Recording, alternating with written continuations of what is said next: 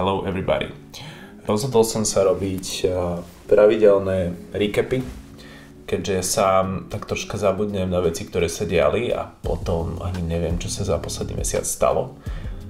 Tak si takýmto audiovizuálnym spôsobom pomôžem a zároveň ukážem tebe, vám, čo vlastne robím a čím sa zabávam a čím sa snažím svoju umeleckú kariéru troška pušovať ďalej a ďalej. Čiže máme tu prvý recap ever a to je marcový recap. Marec 2025. Dôležitým úvodom tohto mesiaca bol test shoot na krátky film Pulps v Prahe, kde sme boli s Lukášom Petrom aj Totom. A boli sme si pripraviť so Simonou vlastne už druhýkrát v tomto roku dokončiť posledné časti choreografie. Jedná sa o tanečný film, ktorý je postavený na jej autorskom predstavení, ktoré minulý rok vytvorila. My sme spolu kedysi tancovali ešte s mistrom Jarom Bekrom v Spine a naše cesty sa opäť stretli v tomto projekte, za čo som extrémne vďačný a myslím si, že to bude strašne super. Ideme to točiť práve tento mesiac, už vlastne v apríli, koncom apríla to budeme natočené na 16 a teším sa na to extrémne. To veľmi dôležitý proces bol presne práve tie test shooty, vychytať jednotlivé uhly, jasne sa naladiť na ten tanec, lebo v týchto filmoch ja to vnímam tak, že ten kamera musí byť ďalšia súčasť tej choreografie a ako náhle je ten kameraman príliš odtrhnutý od toho deja a nie je s nimi zladený, tak je to niečo úplne cudzie a je to len nejaký záznam predstavenia a my chceme byť súčasťou a chcem tým filmom rozprávať naozaj proper ten príbeh. Aby toho nebolo málo, tak som so Simi vymyslel ešte jeden fotografický projekt, ktorý bude podľa všetkého mojou prvou autorskou výstavou, ideálne tento rok, keď sa všetko podarí. Základný koncept bol postavený na Circle of Emotion. Hľadali sme spolu rôzne fyzické a tvárové prevedenia jednotlivých emócií a tá moja snaha bude diváka preniesť cez takú, možno až takú jemne akože meditačnú, terapeutickú cestu. A v každom prípade podfotili sme v Prahe práve tie fyzické veci, práve sme pracovali veľa s telom a s tým telesným prežitkom rôznych emócií.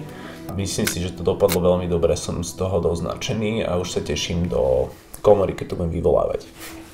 Talking about komora, presťahoval som sa tento mesiac z mojej starej komory u chalanov z minule do novej komory pre mňa v Cvernovke, do komunitnej komory, ktorú organizuje Simon Kliman.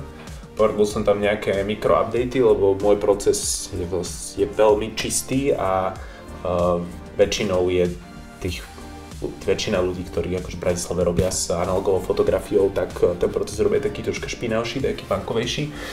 Takže som tam musel robiť nejaké updates, ešte nejaké updates poprichádzajú.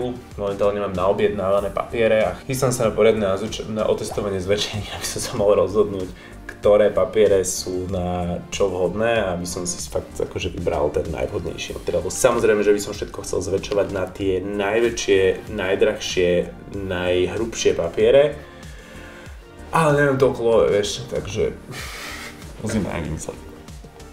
V každom prípade teším sa na to, bude to strašne dobrá jazda a už som si tam vybukoval kopec termínov a budem tam strčený v komore plnej chemikálií. Keďže sa celkom dlho venujem streetovej fotografii a s Lukášom sme obaja nadšenci tejto zábavy, tak sme v Prahe samozrejme postrieľali nejaké pekné miestečka. Zasekli sme sa vedľa toho nákupného centra so Spitfirami. Musím povedať, že to bol fakt dobrý spot. Tam hodinku sme tam, ani som nevedel, že som bol len to strieľalo jedno za druhým a som menil filmy. Nič iné sa tam proste nedialo, som sa po pol hodine zobudil, že čo stalo, kam, čo stalo. Fakt dobre, fakt akože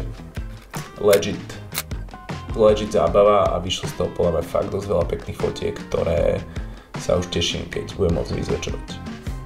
K dobrým správam tohto mesiaca sa jednoznačne pridáva niekoľko selekcií a už aj nejaké ocenenia pre môj film Soul Shelter. Tých selekcií už dokopy 9, vo Florencii sme dokonca vyhrali najlepší indie short a na minifestivale TIFA sme vyhrali prvú cenu za herecký výkon, ktorý podala Kristina Martanovičová, s ktorou sme si presne v marci povedali, že ideme do ďalšieho spoločného filmu, takže sa veľmi na to teším. Už sme začali nejaký skúškový proces a vlastne o pár dní nás čakajú prvé testy, aby sme mohli v máji točiť. Čiže ďalšia zábava. Home face workout. Guasha home face workout. Guasha home face workout videa. Sme tento mesiac robili s Barbarou a je to taká tá klasika na bielo nekonečne, myslím si, že to bude veľmi pekné, vždy z toho máme veľkú radosť, keď s Barbarou môžem nejaké veci robiť, ktoré jej pomôžu v jej biznise, lebo si myslím, že je to tak strašne super, že si vieme vzájomne helpnúť a máte sa na čo tešiť, lebo je to fakt akože veľmi veľa pekných tréningov, ktoré sú plné informácií a je to fakt pekné. Okrem toho som robil s československou vlastne, no už to není asi československá, ale pôvodne československá firma Luigi's Box, ktorá sa venuje e-commerceovej optimalizácii search engineov. Boli sme točiť success story s firmou Notino, ktorú určite všetci poznáte. Bolo to veľmi príjemný deň v Brne. Pri takýchto dokumentárnych projektoch pre firmy so zámerom na B2B segment je extrémne dôležité, aby vynikol práve ten element tej spolupráce a toho biznisového aspektu. A myslím, že všetky ostatné vizuálne hračky potom akože vôbec nie sú potrebné a dá sa to všetko spraviť vo veľmi malom jednoduchom týme a dokážu sa robiť veľmi funkčné a hlavne úspešné kampane, ktoré cez LinkedIn a cez nejaký priamy marketing robia fakt akože veľké čísla a veľmi veľké zmeny. Krásnym koncom marcového recapu bude shooting s mojimi obľúbenými Lush and Grey, na ktorých sa vždy veľmi teším, keď spolu môžeme niečo robiť. Je to fakt vždy výborná spolupráca a tentokrát sme fotili vlastne môj prvý cover albumu ever, takže za to som akože extrémne vďačný a teším sa na ten výsledok, keď to budem držať v ruke. Poječali sme si krásny Cadillac, odfotili sme set fotiek, ktoré sú naozaj, myslím, veľmi dobrou reprezentáciou toho, čo sa v tom albume hudobne deje a krásne to pracuje s ich všeobecným imidžom, takže z toho sa veľmi teším.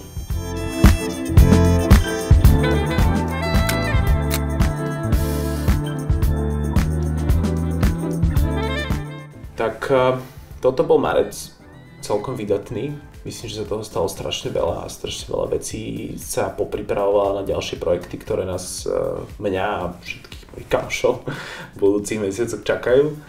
Takže nejaký call to action nakoniec. Napíš mi do komentára, o čom by si chcel vedieť viac. Či ťa možno nejaký aspekt môjho umeleckého sveta zaujíma, o ktorom môžem viac rozprávať a robiť takéto skvelé videá. Ďakujem za tvoju pozornosť a uži si krásny deň a vidíme sa in a fucking month. Bye!